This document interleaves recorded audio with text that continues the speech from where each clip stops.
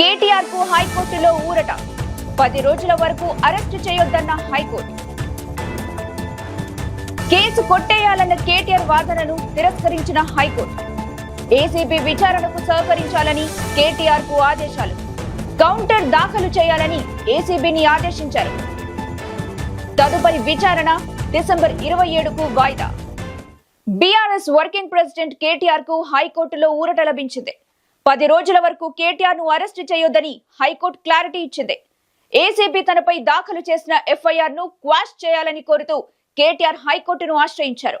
విచారణ సందర్భంగా ఇరు వర్గాల వాదనలు విన్న హైకోర్టు కేటీఆర్ ను డిసెంబర్ 30 వరకు అరెస్టు చేయొద్దని ఆదేశించింది. కేసు కొట్టేయాలన్న కేటీఆర్ వాదనను హైకోర్టు తిరస్కరించింది. కేసులో విచారణకు ఎవరినైనా పిలవచ్చని తెలిపింది. దీనిపై కౌంటర్ దాఖలు చేయాలని ఏసీబీని ఆదేశించింది. తదుపరి విచారణను డిసెంబర్ 27కు వాయిదా వేసింది. ఫార్ములా ఈ రేస్ లో తనపై వేసిన కేసును క్వాష్ చేయాలంటూ బీఆర్ఎస్ వర్కింగ్ ప్రెసిడెంట్ కేటీఆర్ వేసిన పిటిషన్ పై హైకోర్టులో వాదనలు సాగాయి. కేటీఆర్ తరపున సుప్రీంకోర్టు అడ్వకేట్ సుందరం వాదనలు వినిపించారు. కేటీఆర్ పై పెట్టిన పీసీ యాక్ట్ వర్తించదన్నారు. కేటీఆర్ లబ్ధి పొందినట్టు ఎఫ్ఐఆర్ లో ఎక్కడా లేదన్నారు. ఫార్ములా ఈ రేస్ అగ్రిమెంట్ జరిగిన 14 నెలల తర్వాత కేసు పెట్టారని కోర్టుకు తెలిపారు. ఎన్నికల నిబంధన ఉల్లంఘన జరిగితే ఎన్నికల కమిషన్ పరిశీలించాలి కానీ ఏసీబీకి ఏం సంబంధం అంటూ ప్రశ్నించారు. ఇటు ప్రభుత్వం తరపున ఏజీ సుదర్శన్ రెడ్డి వాదనలు వినిపించారు. ఎఫ్ఐఆర్ లో అన్ని విషయాలు పొందుపరచడం కష్టమంటూ కోర్టుకు తెలిపారు. విచారణ మొదలు కాకుండానే కేటీఆర్ క్వాష్ పిటిషన్ వేశారన్నారు.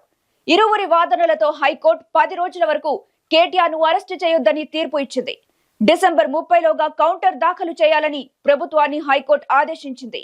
ఇక ఫార్ములా ఈ కార్ రేస్ వ్యవహారంలో బీఆర్ఎస్ వర్కింగ్ ప్రెసిడెంట్ కేటీఆర్ పై ఏసీబీ కేసు నమోదు చేసిన విషయం తెలిసిందే. ఎంఏయుడి ప్రిన్సిపల్ సెక్రటరీ దానకిషోర్ ఇచ్చిన కంప్లైంట్ మేరకు 13(1)(a) red with 13(2) prevention of corruption act, 409 red with 120(b) IPC సెక్షన్ల కింద ఎఫ్ఐఆర్ నమోదైంది. 55 కోట్లు అక్రమంగా విదేశాలకు తరలించిన వ్యవహారంలో A1 గా కేటీఆర్ ను చేర్చింది. A2 గా senior IAS officer Arvind Kumar, A3 గా హెచ్ఎండిఏ మాజీ చీఫ్ ఇంజనీర్ బి లక్ష్మీనరసింహారెడ్డిని చేర్చింది.